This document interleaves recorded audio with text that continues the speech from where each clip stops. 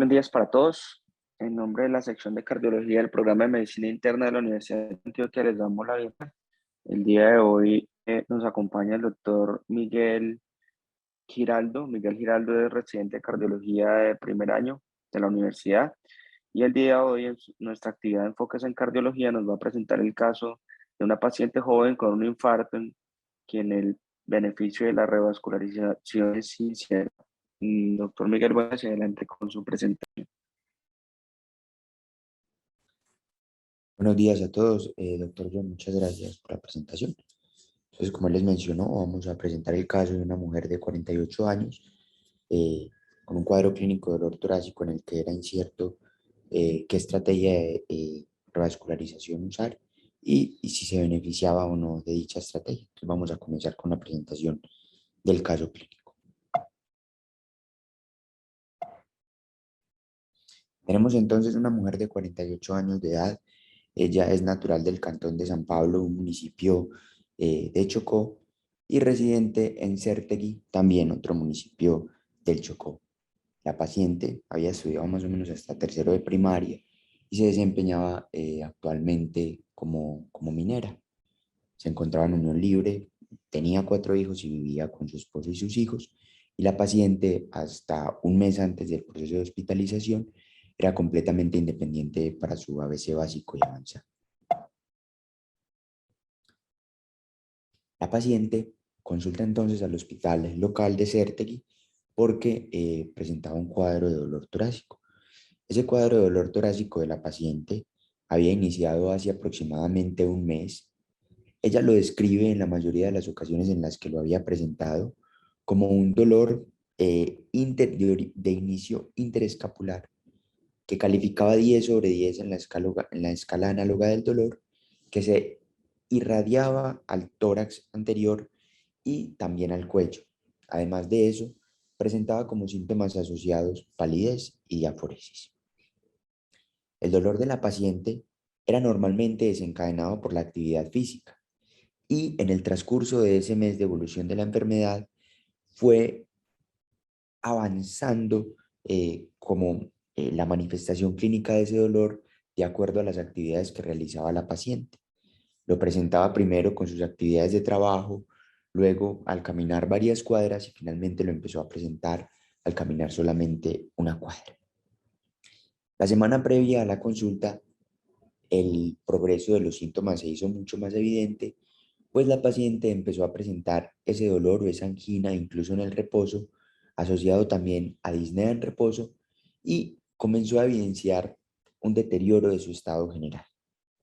Debido a eso, decide consultar al hospital local donde realizan un electrocardiograma que más adelante les voy a mostrar.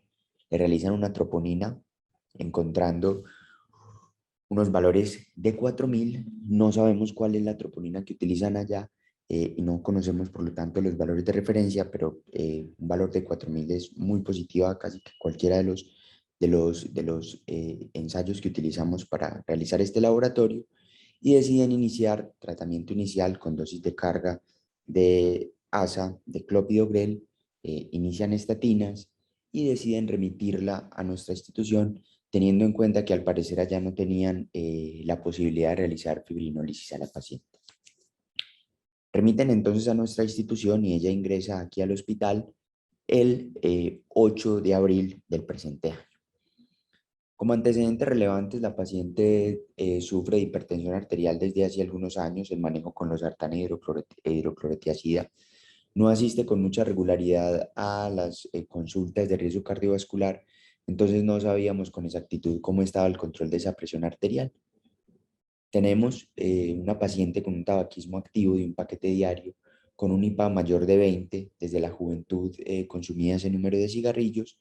Tenía también enfermedad acidopéptica y describe que no hay otros antecedentes pues como relevantes en cuanto a la paciente. A la hora de ingreso al hospital o en el momento de ingreso al hospital tenemos estos signos vitales. En realidad no estaban tan alterados. Esa saturación de oxígeno es tomada con aire ambiente. La paciente sí se encuentra en regulares condiciones generales, sobre todo dado por la presencia o la persistencia del dolor torácico, pero se encuentra alerta, consciente y orientada. No se evidenciaban signos de falla cardíaca como distensión yugular, edema u otros, pero encontramos un soplo holosistólico en el foco aórtico, grado 2/6, que se irradiaba al cuello. Sin embargo, los ruidos cardíacos eran rítmicos, no habían otros datos a la exploración del sistema cardiovascular. El murmullo vesicular estaba conservado, quizás por el antecedente de tabaquismo un poco disminuido, quizás por el antecedente de tabaquismo que presentaba la paciente, pero no habían otros agregados, no se auscultaban otros agregados, en el abdomen no se encontraban alteraciones y en las extremidades, si bien no tenía edemas, los pulsos distales eran de difícil palpación. Este es el electrocardiograma que le tomaron a la paciente en el hospital local de Certegui, en el cual evidenciamos una elevación clara del segmento ST en la cara inferior, acá en las derivadas de extremidades, con los cambios recíprocos en la cara anterior. Tenía una mayor elevación de 3 que de 2, por lo que quizás podríamos sospechar que había compromiso de la arteria coronaria derecha y podría haber extensión al ventrículo derecho. No se le hizo a la paciente derivadas precordiales derechas para descartar ese compromiso. Y además de eso tenemos una elevación muy significativa, desde B3 hasta B5, B6, que nos podría hablar de una extensión a la cara lateral. Como dato relevante tenemos la presencia de ondas Q en la cara inferior. Cuando entonces nos enfrentamos a un paciente como el que acabo de mencionar, quizás obviamente el cuadro clínico que nos va a surgir con mayor relevancia o el que vamos a sospechar de manera inmediata va a ser un síndrome coronario agudo, obviamente con elevación del ST por las características clínicas, por las características electrocardiográficas de esta paciente y que además de eso tenemos los datos de unas troponinas altamente elevadas que nos van a sugerir una lesión miocárdica. Sin embargo, siempre que nos enfrentemos a un paciente con dolor torácico, debemos tener en cuenta muchas otras causas. Y quizás hay un dato relevante en esta paciente y es ese dolor de más o menos un mes de evolución que a uno lo podría llevar a pensar, como sucedió en el escenario de esta paciente, a los médicos que la atendieron en la unidad de cuidados intensivos del hospital, en otras causas de dolor torácico que uno siempre debe pensar. Entonces, recordar que hay muchas otras causas de dolor torácico, aparte de las que están relacionadas con el síndrome coronario agudo, tanto de origen cardíaco, vascular, como de otros órganos y sistemas que se ubican dentro de la caja torácica, como son el pulmonar y el digestivo. Pero hay algo muy importante y es que uno debe tratar de clasificar a esos pacientes dividiéndolos en las causas de origen cardíaco y no cardíaco para poder hacer un enfoque quizás más dirigido, pero hay otra clasificación muy importante y es definir aquellos pacientes que tienen un riesgo vital y aquellos que no tienen un riesgo vital. Dentro de ese grupo de pacientes con riesgo vital, tenemos entonces las dos presentaciones significativas o más graves de la condición o del compromiso cardíaco, como son la angina inestable y el infarto agudo de miocardio, pero además de eso podemos tener en cuenta otras causas vasculares como la disección aórtica o la embolia pulmonar, que puede llegar a poner también en riesgo la vida del paciente, u otras causas de origen pulmonar como el neumotórax a tensión o la ruptura esofágica.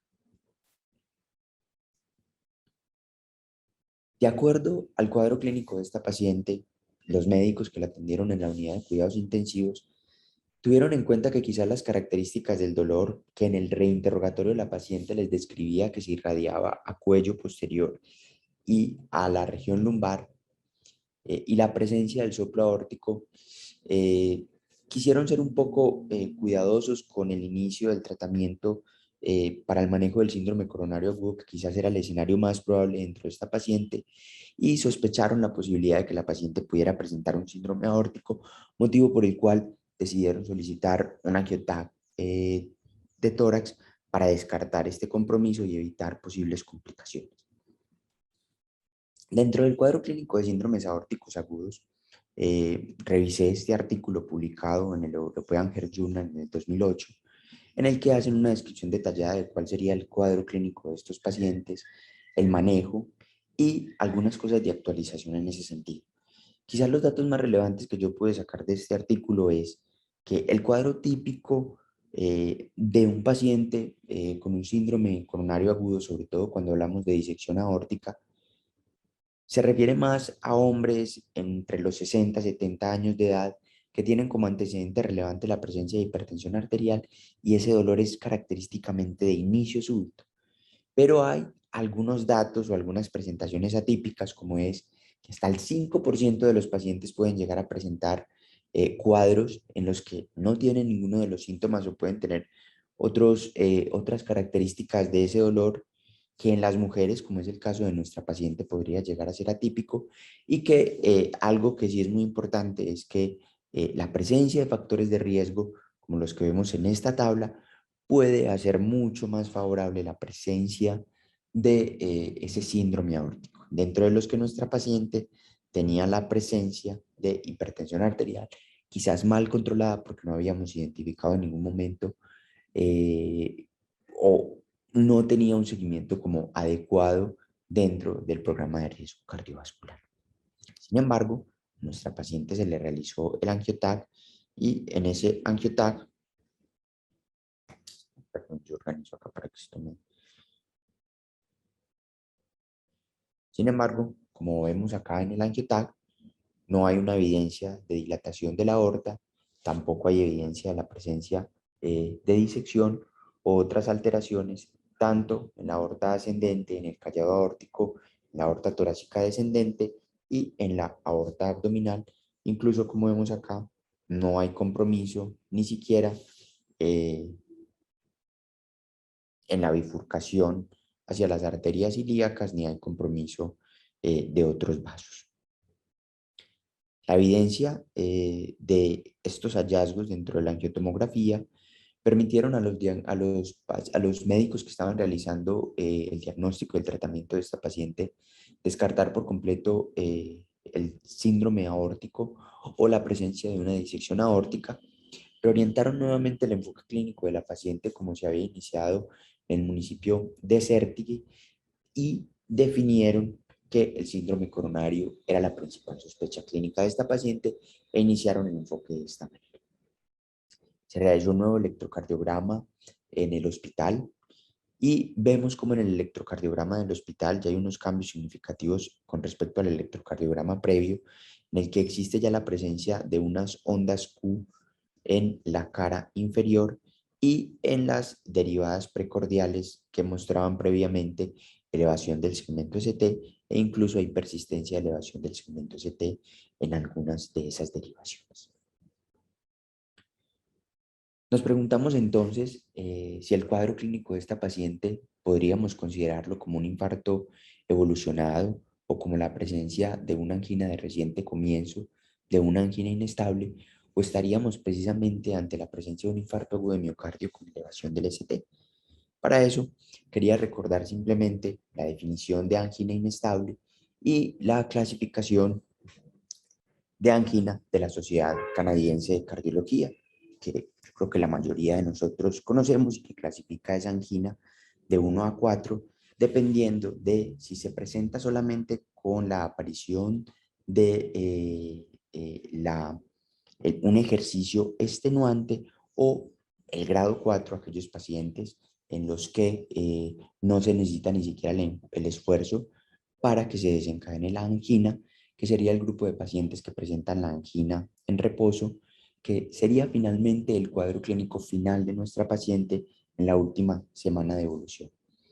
Sin embargo, vemos que nuestra paciente cumple que casi cualquiera de estas definiciones de angina inestable, a excepción quizás de la angina posinfarto, porque no habíamos diagnosticado previamente infarto en la paciente.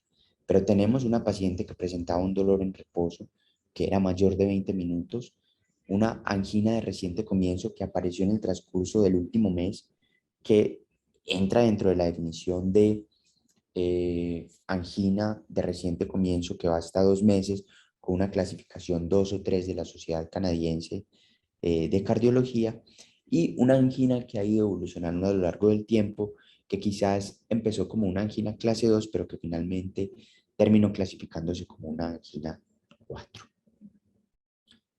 El caso clínico de la paciente fue comentado con el servicio de hemodinamia del hospital, teniendo en cuenta más el cuadro clínico que la presencia de ondas Q dentro del electrocardiograma, eh, por el tiempo de evolución de un mes de dolor torácico característico, se consideró que la paciente tenía un infarto evolucionado, que no era candidata en ese momento a una reperfusión emergente, que se debería ofrecer el mejor manejo médico posible a la paciente y que posteriormente sería llevada a una coronariografía para estratificación invasiva. Este es el resumen de lo que tenemos hasta el momento. Una paciente con un infarto agudo de miocardio con una elevación del ST extenso, un angioTAC en el que descartamos un síndrome coronario agudo y una paciente a la que se le iba a ofrecer manejo médico, pero iba a ser llevada a una coronariografía para estratificación invasiva. A la paciente se le realizó ecocardiograma transtorácico. En ese ecocardiograma transtorácico podemos evidenciar una disminución significativa de la fracción de eyección, que la calificó como del 29%, pero que además de eso identificamos algunas alteraciones de la contractilidad segmentaria, sobre todo dada, como vemos acá, por asinesia de casi todos los segmentos apicales, asinesia de algunos segmentos medios e hipocinesia del resto de segmentos. Además de eso, no traje las imágenes, pero la paciente tenía también compromiso de la función sistólica del ventrículo derecho dado por una disminución del TAPSE y un cambio del área fraccional de 30%, asociado también a alteraciones de la contractilidad en la cara o en la pared libre del ventrículo derecho. Y tenía una insuficiencia tricuspidia moderada de etiología funcional, sin otros hallazgos significativos. Finalmente, a la paciente se le realizó la coronariografía en la que se evidenció un compromiso de la descendente anterior, de la circunfleja. Ese compromiso de la circunfleja era del 80%, en la descendente anterior había evidencia de la posibilidad de un infarto trombótico y había un compromiso completo de la coronaria derecha que se perfundía por la presencia de circulación colateral. Acá tenemos las imágenes de la coronariografía. Y finalmente, la evolución clínica de la paciente nos lleva a concluir que tenía una enfermedad de tres vasos. De acuerdo a esa evidencia de enfermedad de tres vasos y a los resultados del ecocardiograma, que se correlacionaban de muy buena manera con el compromiso de esa enfermedad de tres vasos, sin la presencia de otros diagnósticos que nos hicieran sospechar en otra causa clínica de ese cuadro clínico, se solicitó valoración por cirugía cardiovascular. El grupo de cirugía cardiovascular, bueno, ahorita vamos a ver cuál fue la decisión que tomó el grupo de cirugía cardiovascular y vamos a hablar un poco de cuál sería el enfoque de un paciente con un síndrome coronario agudo. Entonces, recordar de manera significativa que obviamente lo más importante cuando nos enfrentamos a un paciente con sospecha de síndrome coronario agudo, cuando hemos descartado, bien sea por el cuadro clínico, por imágenes, otras posibles causas de ese dolor torácico que nos impidan el manejo apropiado del paciente, está relacionado sobre todo con el momento y el tiempo en el que vamos a hacer las intervenciones. Recordar que dependiendo del sitio donde consulte el paciente, un centro con intervención coronaria percutánea o un centro sin laboratorio de hemodinamia, con eso vamos a definir en qué momento vamos a tratar de realizar la estrategia de reperfusión en el paciente, y esto dado sobre todo por la evidencia que se ha logrado construir a lo largo de los años, sobre todo desde la década del el 90 hasta nuestro tiempo, en el que se ha visto que entre más rápido se logre intervenir ese vaso culpable, mejores van a ser los desenlaces que obtenga el paciente o el beneficio que se logre tratando de disminuir esa área o esa zona de isquemia, e incluso aumentando la posibilidad de encontrar mayor porcentaje de miocardio aturdido y con eso mejorar los desenlaces de acuerdo a la revascularización.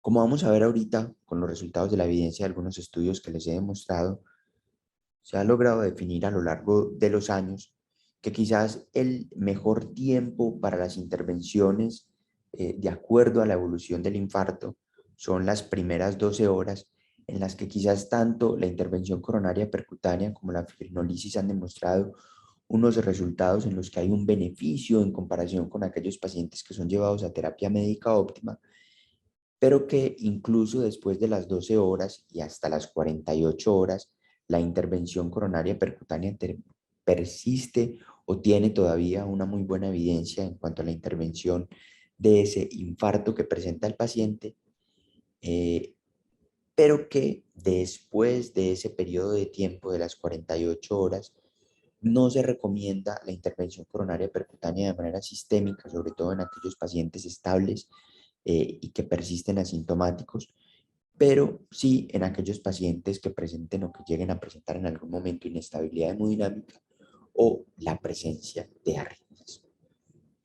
Y en cuanto a la fibrinolisis, siempre recordar que debemos descartar la presencia de contraindicaciones absolutas o relativas y luego de eso definir cuáles pacientes dentro de este esquema, que serían las primeras 12 horas, y vamos a ver ahorita cuál es la evidencia que soporta eso, podrían ser llevados al manejo con alguno de estos medicamentos para tratar de realizar una estrategia de reperfusión. Entonces tenemos varios estudios publicados, como les había mencionado, más o menos desde la década de los 90. Tenemos el ISIS en el que se había demostrado, que no lo traje acá, pero que sí lo quiero mencionar, en el que se había demostrado que aquellos pacientes que eran llevados a una estrategia de reperfusión mediante fibrinolisis en las primeras 6 horas podrían tener algún beneficio comparado con los pacientes a los que se les realizaba terapia médica óptima. Motivados por ese estudio ISIS, quizás algunos centros de aquí, de Sudamérica, en países como Argentina, Brasil, Paraguay, Uruguay y Venezuela, decidieron realizar este estudio multicéntrico. Es el estudio multicéntrico de streptokinasa en las repúblicas de América del Sur, en el que se tomó un grupo de pacientes, aproximadamente 4.000 pacientes en todos esos centros. Se dividieron en dos grupos, un grupo de pacientes al que se les ofrecía fibrinolisis dentro de las 6 a 12 horas, 6 a 24 horas, perdón, posterior a la aparición del infarto, y otro grupo al que se le daba terapia médica óptima, encontrando que no pudieron dar como datos concluyentes respecto al beneficio de aquellos pacientes en los que fuera mejor la streptokinasa frente a los que fuera mejor el placebo, pues si bien en algunos escenarios, sobre todo en los escenarios de 6 a 12 horas, podría tener cierto beneficio el uso de fibrinolisis, los resultados no eran estadísticamente significativos, pues terminaban cruzando la unidad. Ese mismo año y en esa misma publicación de Lancet se publicó este estudio, el estudio LEY, que se hizo con Ateleplace, y en ese estudio con Ateleplace se dividió a los pacientes también en dos grandes grupos, unos pacientes que recibían placebo y otros pacientes que recibían Ateleplace. Y esos pacientes que recibían Ateleplace, se trató de definir cuál era la mejor ventana para la trombolisis y es la evidencia que utilizamos actualmente, en la que se demostró que aquellos pacientes que recibían la fibrinolisis antes de las 12 horas de haber iniciado los síntomas del infarto, comparado con los pacientes que recibían Ateleplace 12 horas después del inicio de los síntomas, podrían tener unos mejores desenlaces, sobre todo relacionados con mortalidad, eh, en cuanto a los pacientes que recibían placebo, lo que nos permite establecer el tiempo de 12 horas que utilizamos actualmente para ese inicio de la fibrinolisis. Luego de eso, tenemos también algunos estudios relacionados con la intervención o el tiempo de la intervención coronaria percutánea.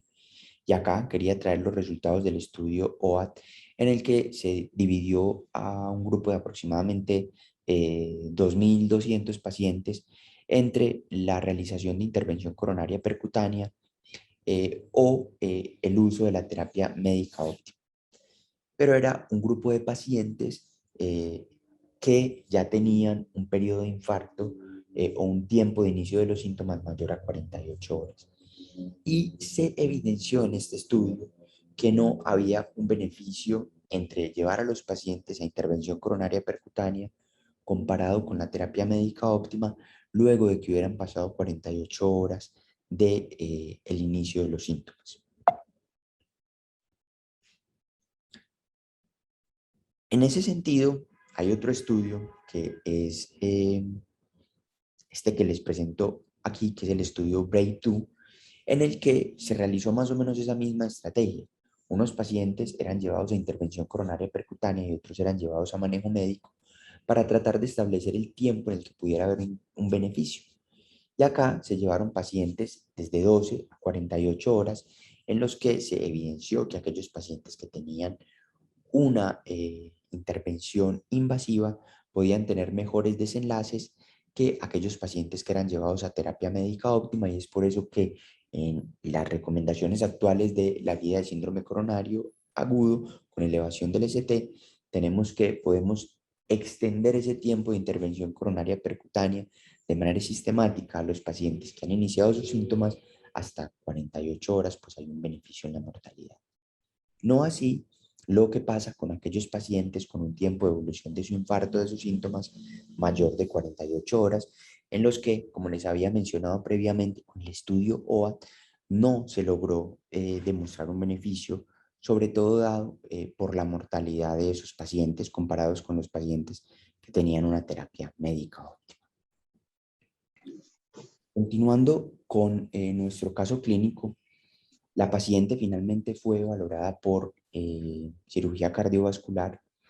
Ellos definen dentro de su análisis que evidentemente es una paciente que tiene una enfermedad de 3 vasos, pero que quizás esa oclusión de la coronaria derecha y la descendente anterior podría ser una oclusión crónica, que la paciente tenía una disfunción ventricular y una cinesia de varios segmentos, y esa cinesia de los segmentos era compatible sobre todo con los territorios de la coronaria derecha y la descendente anterior, por lo que deciden solicitar una resonancia magnética para evaluar la viabilidad de esa paciente y definir cuál iba a ser el manejo que iban a realizar posteriormente. La paciente fue llevada a la resonancia magnética, y en esa resonancia magnética, como evidenciamos acá en esta ventana de 2 cámaras, con esta imagen de 2 cámaras, la presencia de una hipocinesia marcada de la mayoría de los segmentos del ventrículo derecho. Aquí tenemos un 4 cámaras en el que también evidenciamos la presencia de hipocinesia marcada sobre todo de los segmentos apicales y de los segmentos basal y medio del septum inferior. Y acá tenemos el eje corto, en el que también hay la presencia de una evidencia marcada de todos los segmentos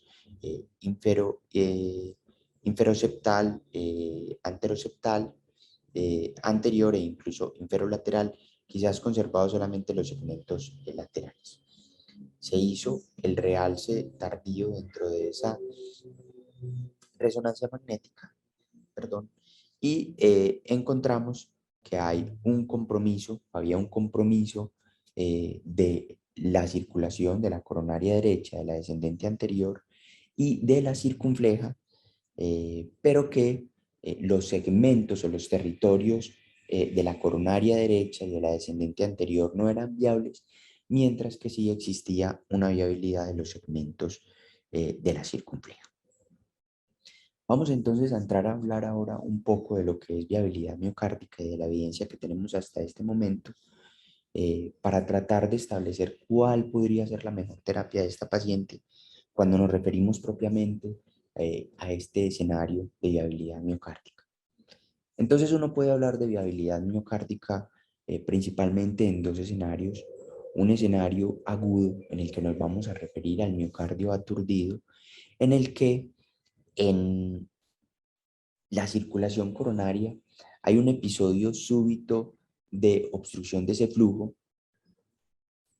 refiriéndonos a un síndrome coronario agudo, bien sea con elevación o sin elevación del ST, en el que esa pérdida o ese momento en el que hay esa interrupción del flujo coronario lleva a la presencia de una lesión. Sin embargo, con las terapias de reperfusión, la intervención, bien sea mediante fibrinolisis o mediante intervención coronaria percutánea, se logra el restablecimiento de ese flujo coronario de una manera rápida y ese miocardio que todavía no había estado expuesto durante mucho tiempo a los efectos nocivos de esa falta de oxígeno y de nutrientes, se puede recuperar de manera significativa a lo largo del tiempo. Pero tenemos también el otro escenario, y es el escenario de la falla cardíaca crónica, en el que múltiples episodios quizás de miocardio aturdido que nos llevan a la presencia de manifestaciones de síndrome coronario agudo, eh, pero sí llevan a la presencia de un daño que finalmente va a ser un daño acumulativo y a lo largo del tiempo nos establecen también unas áreas de miocardio que van a tener una lesión, pero una lesión más crónica, que finalmente cuando se logra establecer el flujo de una manera apropiada, también podrían llegar a recuperarse y volver a restablecerse la función de ese miocardio luego de la revascularización. Estas teorías han llevado a lo largo de los años a múltiples investigadores a pensar en la posibilidad de que uno podría tratar de establecer la presencia de esa viabilidad de una manera no invasiva para definir cuáles son esos pacientes que se beneficien de una intervención, bien sea mediante intervención coronaria percutánea o mediante revascularización quirúrgica, para tratar de establecer nuevamente ese flujo tanto en los pacientes con un síndrome coronario agudo o un miocardio aturdido o en un síndrome coronario crónico en pacientes con miocardio hibernado para tratar de, con el restablecimiento de ese flujo, mejorar las condiciones de ese miocardio y recuperar su función.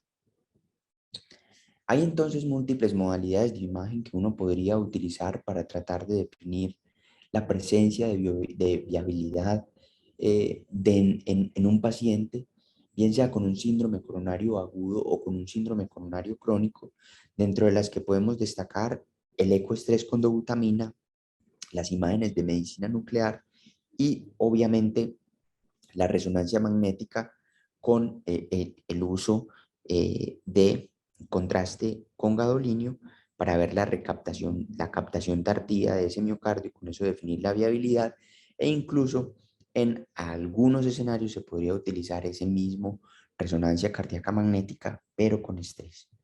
Y cada una de estas modalidades de imagen nos va a permitir unos porcentajes de sensibilidad, especificidad, valor predictivo positivo y valor predictivo negativo para poder establecer con mayor o menor certeza cuál es la viabilidad de ese miocardio, siendo quizás las que tienen un mejor rendimiento la resonancia magnética con el uso de gadolinio y la resonancia magnética de estrés, que finalmente quizás es la que tiene la mejor especificidad y el mejor valor predictivo positivo para poder definir cuáles son los pacientes que pueden llegar a tener unos mejores desenlaces en cuanto a viabilidad.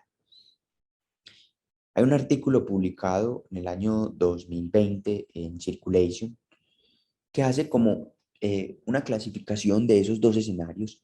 El escenario crónico al que no me voy a referir mucho en esta presentación, pero que es quizás el que tiene más establecido la presencia de esa cicatriz o esa presencia de captación del miocardio con el realce tardío y que define la viabilidad entre menos de 25, más de 50% del compromiso de esa pared miocárdica y que en aquellos pacientes que estén en la zona gris entre 25 y 50, uno debería tratar de establecer por otros métodos de imagen la presencia o la evidencia de reserva contráctil para definir si lleva al paciente a revascularización o no. Sin embargo, en el escenario del paciente con un síndrome coronario agudo o quizás en el escenario del paciente subagudo, que es el que se nos presenta en este cuadro clínico de nuestra paciente, uno lo que debe tratar de definir es la disfunción regional de ese ventrículo izquierdo y si hay presencia o no de isquemia para definir si el paciente se beneficia o no de revascularización. Y toda la evidencia o el resumen de esta evidencia lo hemos logrado a lo largo de los años con varios estudios, algunos estudios retrospectivos y metaanálisis, y otros estudios que han sido prospectivos y que vamos a resumir a lo largo de las siguientes diapositivas para tratar de establecer en qué escenarios uno podría decir que es útil definir la viabilidad del paciente para tratar de tomar con eso conductas terapéuticas. Empezamos entonces con este artículo publicado en 1995, en el que se hace una cuantificación de la viabilidad de pacientes que presentan cardiomiopatía isquémica, eh, definido a partir de la mejoría de la función ventricular dado por la fracción de eyección del ventrículo izquierdo, evaluado mediante ventriculografía por tomografía por emisión de positrones, y en los que se evidenciaba una mejoría de la fracción de eyección en aquellos pacientes que eran revascularizados de manera quirúrgica. Luego de eso, y a lo largo de la década del 2000 principalmente, se publicaron varios estudios en los que, mediante estudios retrospectivos en los que se evaluaba a pacientes que habían presentado síndrome coronario y que tenían una cardiopatía isquémica establecida, se trataba de evaluar si aquellos pacientes que habían sido llevados a intervención coronaria percutánea o a cirugía de revascularización coronaria, esa terapia de reperfusión combinada o comparada, perdón, con la terapia médica óptima, tenía alguna evidencia en cuanto a la mejoría de la fracción de eyección de esos pacientes principalmente. Y todos estos estudios demostraron que aquellos pacientes en los que se evidenció la presencia de un miocardio viable mediante las modalidades de imagen previamente descritas tenían unos mejores desenlaces que aquellos pacientes que no tenían viabilidad, en los que se evidenció que no tenían beneficio. Sin embargo, hay que tener en cuenta que estos estudios de ese entonces eran estudios retrospectivos y metaanálisis, como ya les he mencionado, que quizás no eran la mejor evidencia a la hora de establecer los desenlaces en estos escenarios. Es entonces, más o menos entre la década del 2010 y 2016, que se publican los resultados del estudio STITCH y del estudio STITCHES, que es ese mismo estudio STITCH pero con desenlaces extendidos, en los que se demostró que en aquellos pacientes que tenían una cardiopatía isquémica y que eran llevados a cirugía de revascularización coronaria, en comparación con aquellos pacientes que se les ofrecía terapia médica óptima, tenían mejores desenlaces los pacientes del grupo de cirugía de revascularización coronaria. Y no necesariamente estaban definidos esos mejores desenlaces o se correlacionaban con la mejoría de la fracción de eyección de los pacientes. Este de acá es el estudio STITCH y acá tenemos los resultados del estudio STITCHES, que en un seguimiento extendido de esos pacientes continuó mostrando los resultados que ya había demostrado el estudio STITCH. Finalmente, tenemos un subanálisis que se hizo de aquellos pacientes en los que se evaluó la viabilidad en el estudio STITCH, y se demostró que quizás habría algunos pacientes que podrían tener beneficio, acá se demostró que quizás definir viabilidad o no viabilidad no tenía mayor repercusión en los desenlaces de los pacientes y que la mortalidad de estos pacientes a largo plazo no cambiaba mucho en comparación con aquellos pacientes que eran llevados a terapia médica óptima de acuerdo a la definición o no de viabilidad. Estos estudios que acabamos de mencionar tienen la ventaja de que son estudios prospectivos en los que se demostró que quizás la demostración, perdón acá la palabra, la redundancia, de viabilidad miocárdica no tenía o no mostraba ninguna utilidad en beneficios o en desenlaces, sobre todo de mortalidad, pero que la mejoría de esa fracción de eyección de los pacientes que eran sometidos a la intervención no estaba limitada tanto a la cirugía de bypass coronario y que los desenlaces de esa cirugía de bypass coronario uno debería tener en cuenta mucho más allá de la FEBI y de la mortalidad, porque muchos de los pacientes sí se demostró que mejoraban de una manera, que mejoraban los síntomas. Luego de toda esta revisión, me quería quedar con las conclusiones o con el algoritmo o el nuevo paradigma que se nos propone en el enfoque de los pacientes con cardiopatía isquémica, planteado por este artículo de Jack del 2021, en el que se nos propone abandonar esa visión que teníamos previamente de la viabilidad, en la que teníamos que demostrar una mejoría de la función ventricular, comparado con el paradigma nuevo que proponen los investigadores de este estudio, en el que se ofrece o que se propone que no miremos la posibilidad que tiene el paciente de mejorar su fracción de eyección, sino de conservar aquellos segmentos que podrían llegar a ser viables, como en el caso de nuestra paciente que tiene una circunfleja que, si se logra intervenir, podríamos conservar esos segmentos de esa área de irrigación y de contractilidad miocárdica, quizás previniendo que la paciente pueda llegar a tener unos peores desenlaces. Entonces, cambiar ese paradigma de la mejoría de la fracción de eyección por el paradigma de la protección de los segmentos viables que tiene el paciente y tener en cuenta otros posibles factores que impactan en desenlaces, como son una adecuada terapia óptima. Finalmente, el concepto médico del caso clínico de nuestra paciente fue el siguiente por cada uno de los grupos que evaluó a la paciente. Dentro de ellos tenemos el de cirugía cardiovascular, que, teniendo en cuenta que el territorio de la descendente anterior y la coronaria derecha no era viable mediante la resonancia magnética, no se beneficiaba de la intervención en ese territorio, que si bien el territorio de la circunfleja era un territorio viable, no tenía una anatomía adecuada para ofrecerle una revascularización quirúrgica. Entonces deciden solicitar el concepto de hemodinamia para tratar de definir si la paciente se beneficiaba o no de una intervención coronaria percutánea. Hemodinamia, teniendo en cuenta que el vaso, que había solamente un vaso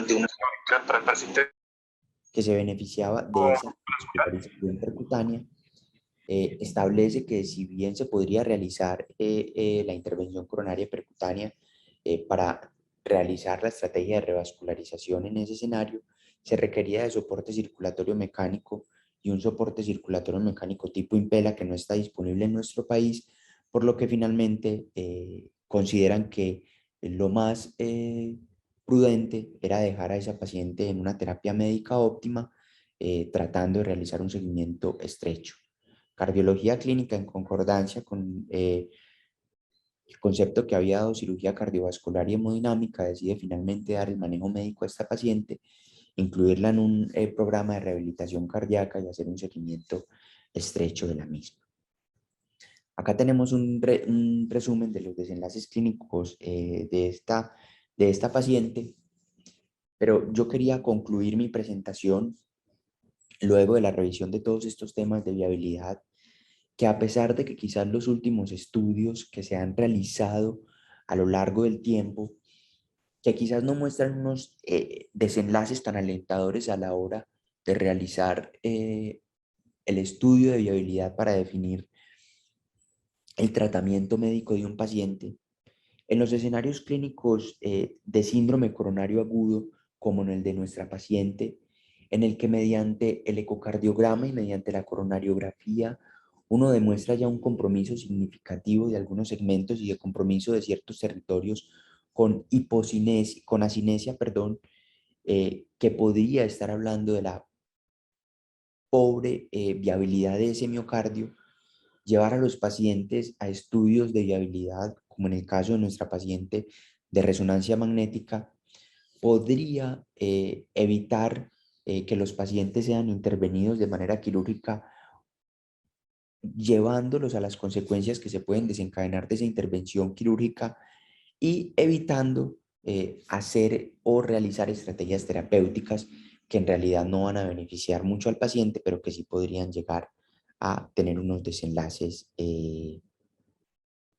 adversos sobre el paciente que estamos tratando en ese momento. Eso es todo lo que tenía por hoy.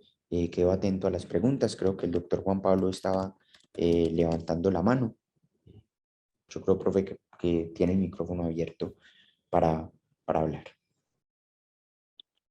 Buenos días, ¿me escuchan? Sí, señor. Sí, profe. Buenos días a todos. Un caso muy interesante desde muchos puntos de vista. Desde la presentación.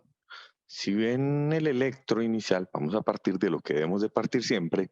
El electro inicial nos dice varias cosas. Primero tenía compromiso en la cara anterior, pero también tenía un evidente compromiso de cara inferior. ¿Lo puedes mostrar, Miguel, por favor? Tenía una elevación del ST en dos territorios, un territorio de coronaria derecha que se confirmó en resonancia y un territorio descendente anterior. Entonces, a pesar de que siempre los infartos se presentan generalmente, la mayoría de infartos se presentan en un solo territorio, ¿podemos tener infartos de dos arterias simultáneas? Sí, es poco frecuente, pero hay características que nos lo pueden generar, como es el caso de este paciente. Y no solo fue evidenciado en el electro, en la resonancia, como pueden ver, tiene fibrosis en los dos segmentos, pero también vemos dos factores importantes en la resonancia. Muestra la resonancia, por favor, Miguel. En la resonancia, las secuencias de realce tardío. En las secuencias de realce tardío vemos eso blanco que ustedes ven, es fibrosis, es realce tardío de gadolinio transmural. Pero dentro de ese realce tardío, lamentablemente las imágenes están un poco pequeñas, hay una zona negra.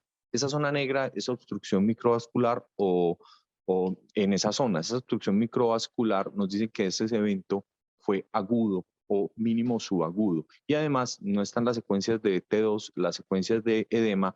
Tenía edema en la cara anterior y en la cara inferior, lo que significa que tiene un infarto agudo, tanto de territorio de descendente anterior como de coronaria derecha. Entonces eso en la presentación del caso.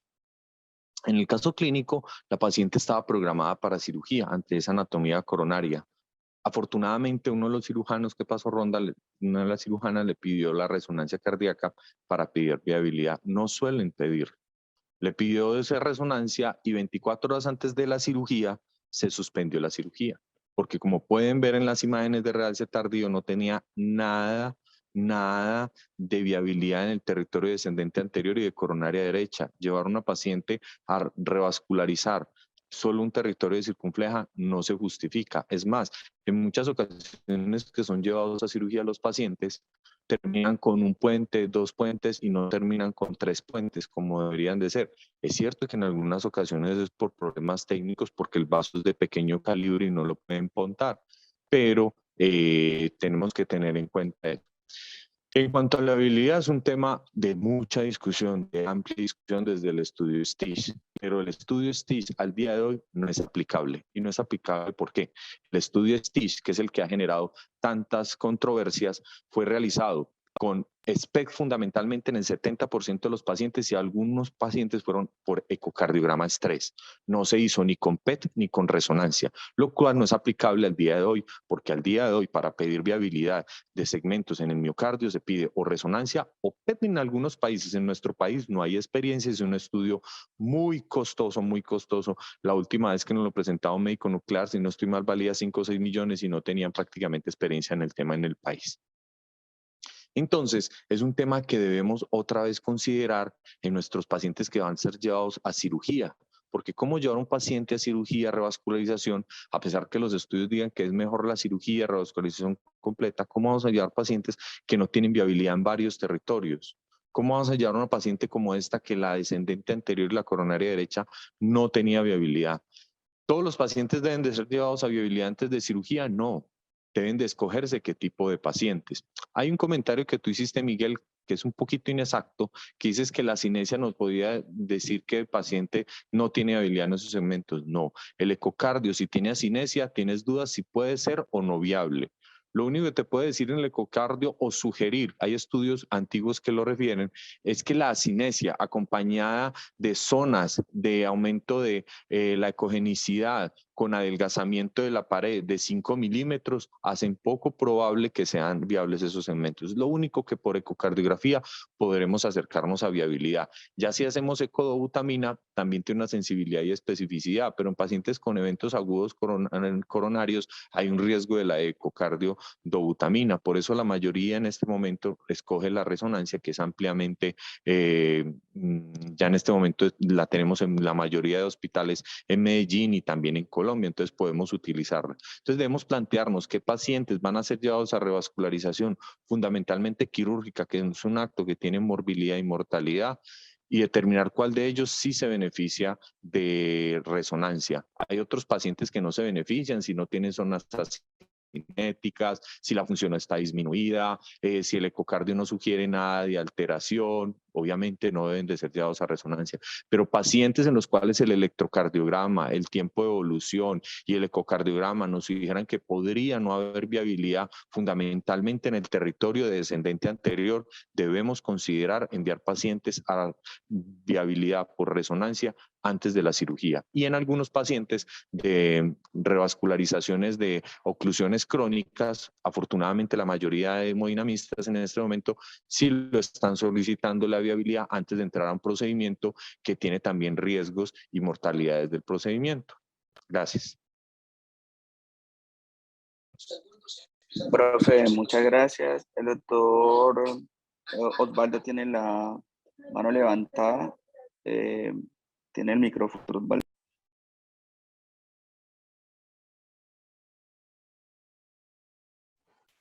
Hola, ¿me escuchas? Aló. Sí, Hola. Sí, ahí los... Vale, muchas gracias. No, Miguel, primero felicitarte por la presentación, muchísimas gracias. Yo quería hacer dos comentarios. El primero sobre lo que mostraste al principio sobre la revascularización sistemática en los pacientes con el estudio OAT. Quizás después de 12 horas va a haber cierto beneficio hasta 72 horas, pero los pacientes deben ser seleccionados y no es para todo el mundo que llegue con elevación del ST a hacerle cateterismo entre las 12 y las 72 horas, sino aquellos que tengan arritmia, shock, arritmias malignas, persistencia de dolor, cambios dinámicos del electro. En ese grupo sí hubo beneficio, después de 72 horas ya no había ninguna diferencia. Y para hablar un poquito de la viabilidad, yo como dijo el doctor Juan Pablo, yo creo que es muy difícil, los estudios no fueron contundentes en demostrar beneficio en la viabilidad, pero los estudios tenían problemas de diseño. En el PAR había 20% que se cambió del tipo de tratamiento que se iba a hacer. En el STITCH se midió la viabilidad con dos métodos que no eran quizás los mejores para viabilidad. Y hablando de la resonancia, mi pregunta específica yo creo que va un poquito más al doctor Juan Pablo. Sabemos que la resonancia es el método más prometedor. Cuando nosotros decimos que hay o queremos, hablamos de la premisa de viabilidad, es para presumir que la viabilidad nos permita seleccionar una estrategia que será superior, la revascularización, al tratamiento médico óptimo. Pero incluso con la resonancia tenemos algunas limitaciones y es que cuando la transmuralidad es menor de 25 sabemos que es viable, cuando es por encima de 50 sabemos que no, pero entre 25 y 50 se generan ciertas dudas. De hecho, han nacido algunos protocolos donde piden primero hacer la transmuralidad y luego una resocondobuta para ver cómo se comportan esos segmentos. Entonces, mi pregunta va dirigida a siendo tan difícil o tan costoso realizar estos dos protocolos donde se necesiten dos tipos de resonancia para poder responder la viabilidad, cuando tenemos entre 25 y 50% de transmuralidad, ¿cuál sería la mejor recomendación para seguir o poder determinar la viabilidad de ese segmento específico en un paciente que nosotros vayamos a llevar a revascularización miocárdica, que es el fin último? No sé si el doctor Juan Pablo nos podría ayudar con esa respuesta. Osvaldo, la pregunta es muy buena. ¿Qué se hace habitualmente? En nuestro país es muy difícil hacer el ecodobutamina por la infraestructura. La ecodobuta es obviamente con un goteo de butamina a bajas dosis, como se hacen los ecos estrés, por ejemplo, para determinar si tenemos una verdadera estenosis aórtica versus una pseudoestenosis aórtica.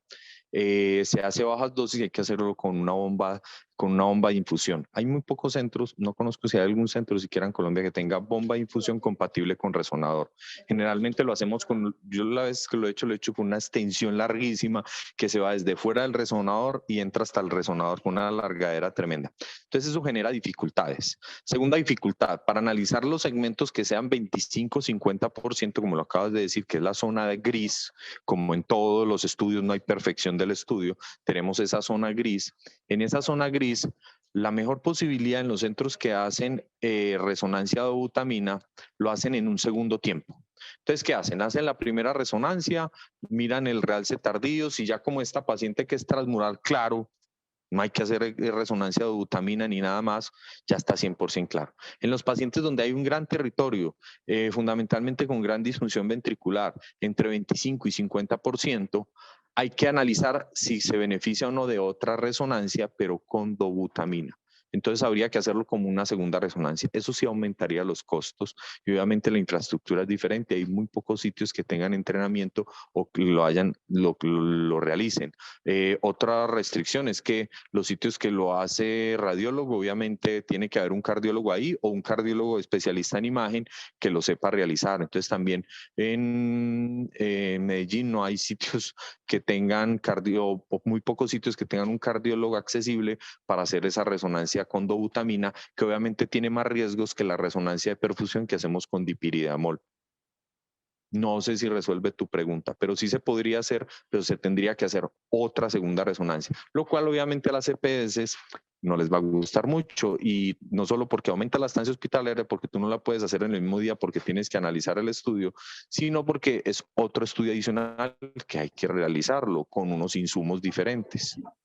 Vale, pues muchas gracias. Profe, una pregunta. En esos casos donde no tenemos la estructura o los protocolos para realizar las dos resonancias o por los costos no las vamos a hacer y llegamos a ese punto donde nos encontramos entre 25 y 50, ¿tiene alguna estrategia en la resonancia o busca algo más que nos permita ayudar a resolver la pregunta, pues? Otro factor es mirar el adelgazamiento de la pared. En eventos crónicos, no agudos, el adelgazamiento de la pared nos dice que probablemente, así no tengas más del 50%, probablemente el segmento no sea viable. Es el otro factor que ayuda. De resto, si es asinético, no ayuda. Disinético sí, porque obviamente la disinesia se relaciona más con adelgazamiento, pero no hay otro factor por resonancia, ni T1 mapping, ni T2 mapping que nos ayude en este momento que conozca para determinar si esos segmentos son más viables o no. No lo hay. Fuera de la resonancia estrés con dobuta, no lo hay. Muchas gracias, profe. Profe, muchas gracias. En el auditorio, doctor Edison Muñoz y el doctor Juan Manuel Senior tiene la mano levantada. Doctor Edison tiene el micrófono. Doctor. Bueno, muy buenos días. Muchas gracias a Miguel por la presentación. Yo tengo una pregunta, es porque, pues, a ver, se menciona cómo obviamente hubo muchos problemas en el Stitch por la valoración de viabilidad con métodos que no fueron resonancia con medicina nuclear y ecocardio, pero pues es lo que había para ese entonces, porque lo de la resonancia, digamos, que ha ido ganando ímpetu, pero ya más recientemente, los estudios con resonancia todavía no nos muestran esos desenlaces o la valoración completa de esos desenlaces. Y lo que tenemos, y que muy bien lo mostró Miguel, es que de todas formas, más allá de la viabilidad o no, en el Stitch y con los problemas que tuvo y a largo plazo, esos pacientes igual sí tuvieron un beneficio. Entonces, más allá de la plausibilidad y de que pensemos que encontrar por resonancia que un segmento es viable y que eso en teoría debería ayudarnos, la pregunta mía es hacia cómo nos saltamos, por decir así, la evidencia de la mejor calidad que tenemos con todas las limitaciones, pero finalmente es la evidencia por la plausibilidad y unos estudios que todavía no tienen ese mismo peso que tenemos con la resonancia, porque me está dando la impresión de que tendríamos que hacerle resonancia a muchos pacientes que van para cirugía, y eso tendría un problema adicional más allá de los costos y de la estancia que ya han mencionado, y es el hecho de que estamos hablando de un paciente con un síndrome coronario agudo, que la revascularización temprana es lo que va a cambiarle los desenlaces, y pues ya tenemos el problema de que a pesar de que no se les debe dar pretratamiento, todavía recién pretratamiento, entonces eso retrasa la cirugía, adicionalmente la programación quirúrgica retrasa más la cirugía, y si adicionalmente eso les vamos a tener que hacer más estudios cuando la evidencia no está clara en ese aspecto, pues nos va a retrasar más la cirugía, y por tanto los beneficios de esa intervención ya cada vez van a ser más dudosos. Sería como mi pregunta.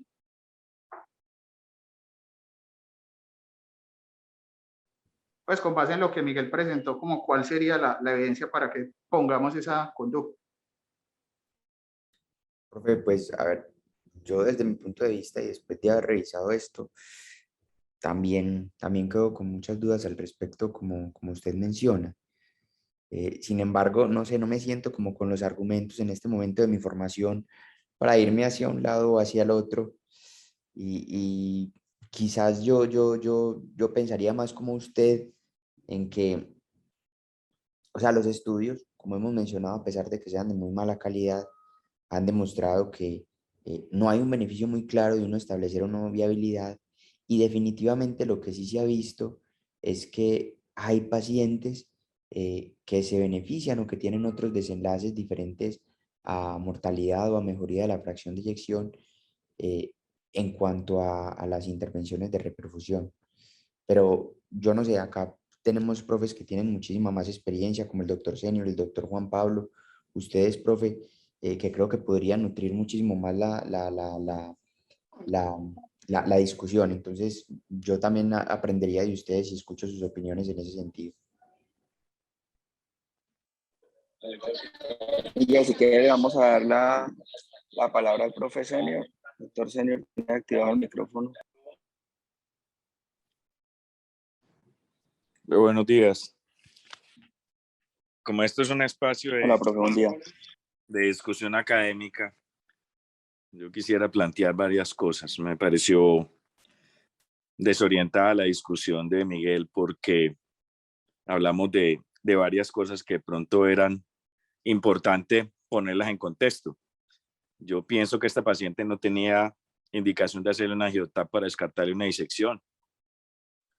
No tenía indicación de revasculación quirúrgica, o sea, no es una paciente que tenga una indicación para cirugía de puentes coronarios, y tampoco tenía indicación de hacerle una resonancia. En este caso, la argumentación de que la resonancia evitó la cirugía, básicamente se podía haber tomado la decisión desde el punto de vista clínico.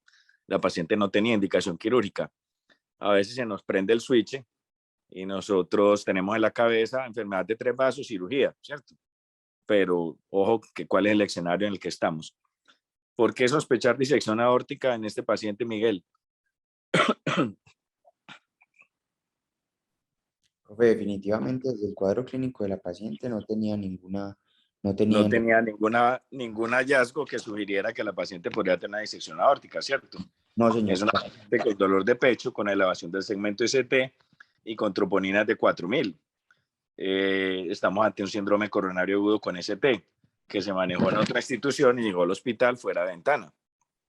Sí, señor, eso está claro, profe. Entonces, eso está claro, ¿cierto? Segundo, ¿cuál es el vaso culpable del infarto del paciente, de la paciente?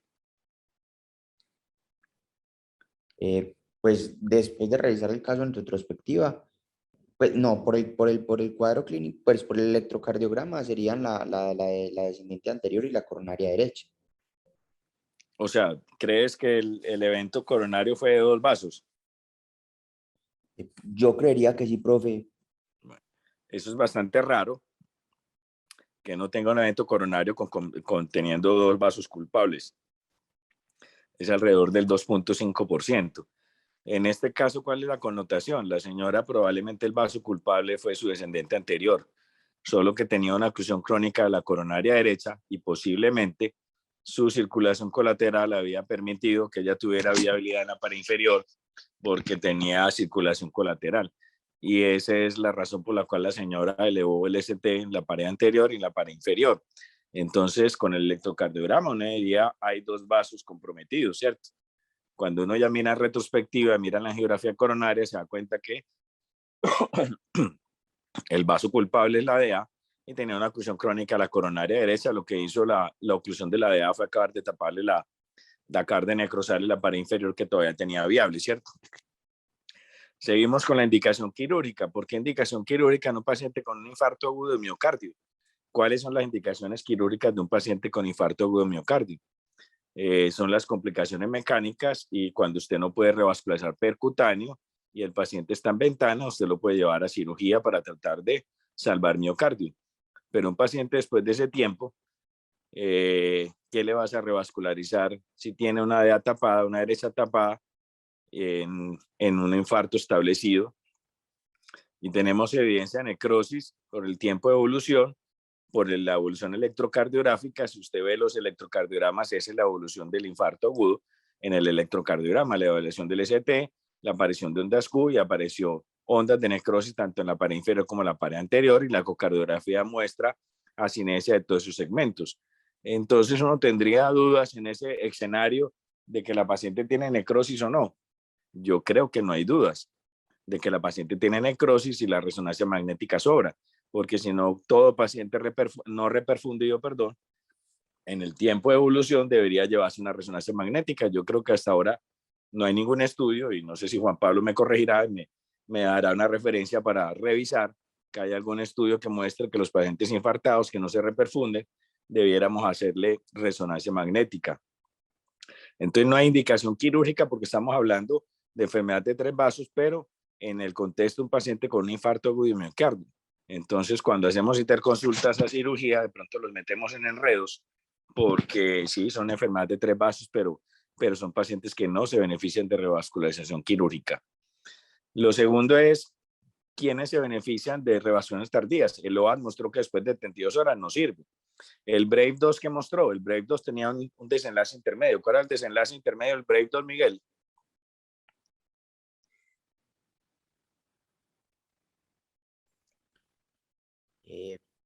Profe, los pacientes de 12 a 48 horas Sí. que ¿Cuál era el tenían, desenlace primario del Brave 2? profe, no recuerdo bien en este El momento. tamaño del infarto. ¿Y cuánto fue la diferencia entre el grupo que se le abrió el vaso y el grupo que no se le abrió? Y se hacía por medicina nuclear. Como un 10%, sí, No profe. era más allá del 7%, era como 6.7% de diferencia en el tamaño del infarto. Sí, señor. Y si usted mira la curva que tiene, los cambios, los desenlaces clínicos que eran secundarios, ninguno era a favor de la intervención. O sea, no había ninguna evidencia que desde el punto de vista clínico revascularizar después de 12, entre las 12 y las 48 horas, tuviera un desenlace clínico beneficioso para los pacientes. ¿Y qué fue lo que pasó? Lo que hacemos cuando los estudios son negativos, seguirlos en el tiempo para ver si nos da alguna cosa. Entonces, el Brave, todos los pacientes lo siguieron a los 2 años y a los 2 años pudieron demostrar que sí había beneficio clínico. Recuerden que cuando uno hace un ensayo clínico y lo sigue después de abrir la aleatorización, ya eso se comporta como una corte, eso no es un ensayo clínico. Y lo que diferencia esas cortes después de los ensayos clínicos básicamente son las cointervenciones. Algún grupo puede estar con más intervenciones que el otro y probablemente la intervención que estábamos evaluando en el ensayo la va a sesgar algunas de las intervenciones. Entonces el paciente que tiene el vaso abierto o el paciente que fue operado lo vamos a seguir en una forma diferente, le vamos a dar manejo diferente y el otro ya no es sino manejo de falla o de otras cosas. Entonces son cortes, pero el Brave 2 solamente mostró que había diferencia en el tamaño del infarto, pero no hubo desenlaces clínicos. Usted mencionó el Stitch y el Stitch es un estudio negativo, no es un estudio positivo. El Stitch, si usted lo lee, léaselo bien, porque el Stitch a los 28 días muestra aumento de la mortalidad en los pacientes que fueron a cirugía. Y lo hicieron por 2 métodos, uno de ellos por regresión logística y otro con el HR. Los dos aumentan mortalidad. Después de los 28 días de los 2 años, las curvas son similares, la mortalidad es similar en los dos grupos. Después de los 2 años empiezan a abrirse las curvas de mortalidad. Entonces volvemos a lo mismo. Cuando un ensayo no nos da, alargamos el cuento, ¿cierto? Entonces a los pacientes los siguieron más del 97% de los casos y los siguieron a 10 años. Entonces encontraron que a 10 años sí había beneficios de haberlo revascularizado. Entonces, ¿qué quiere decir? Que usted tiene que explicarle al paciente que si usted lo opera, tiene mayor probabilidad de morirse, pero que si usted sobrevive 2 años, le va a ir mejor habiéndose operado que no habiéndose operado. Entonces son cosas que uno tiene que mirar de cómo explica las intervenciones, pero el Stitches es un estudio negativo. El Stitches es positivo, pero porque alargaron el tiempo de seguimiento y eso es una corte, porque ya no estaban en el enmascarado, ya no se sabía, o sea, probablemente ya hay más cointervención en un grupo que el otro, ya no vas a medir esas cosas y vas a mirar a ver qué fue lo que pasó, ¿cierto? Entonces es importante. Y lo de la resonancia, aunque en los diseños metodológicos uno le pueda sacar discusión y peros a los estudios, el PAR-2 demostró que el PET no es bueno para predecir que usted revascularice o no, ¿cierto? Y el STIC demostró que a los pacientes les iba igual si tenían viabilidad o no. O sea, el que tenía viabilidad le iba peor y el que tenía viabilidad le iba mejor, pero cuando usted comparaba las dos estrategias de tratamiento eran similares. Entonces, ¿qué fue lo que mostró el estudio Stitch? Que esos pacientes con cardiopatía isquémica crónica son de manejo médico y que hay que llenarse de razones para uno mandarlos a operar. Y toda esta discusión de la viabilidad con resonancia, yo creo que es más pertinente cuando hablemos de cardiopatía isquémica crónica, de cuáles pacientes hacerle resonancia para viabilidad o no. Y probablemente haya que escoger los pacientes y no hacerlo en forma rutinaria, como preguntó Edison. Yo creo que el Stitch mostró que la viabilidad no estratifica a quién revascularizar o quién no. Recuerden que también excluyeron los pacientes con enfermedad de tronco. Entonces hay que mirar a qué paciente se le hace que no, o sea, tiene que tener una buena indicación y una discusión de cada paciente y no en forma rutinaria, que todo paciente que vaya para cirugía, que tenga disfunción ventricular izquierda, le vamos a hacer resonancia. Lo primero que habría que preguntarse es si tiene indicación de operable o no.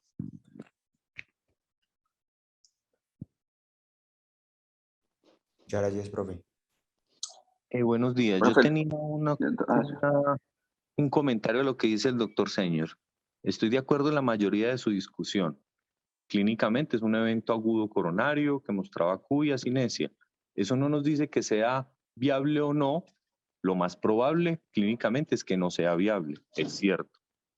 Otro contexto es en el evento crónico, donde tal vez sí tiene más relevancia mirar viabilidad o no de estos pacientes, cuando tenemos dudas de un territorio como descendente anterior. En este caso, o sea, el hecho real de la paciente es que iba a ser, o sea, que un problema clínico o el que sea, la paciente iba a ser llevada a revascularización quirúrgica. Y lo que sí paró la revascularización quirúrgica fue el determinar que había fibrosis en el territorio descendente anterior y coronaria derecha que no se beneficiaba para nada al paciente. Podemos discutir si clínicamente faltó mejor argumentación antes de ser llevada a planteada cirugía, sí.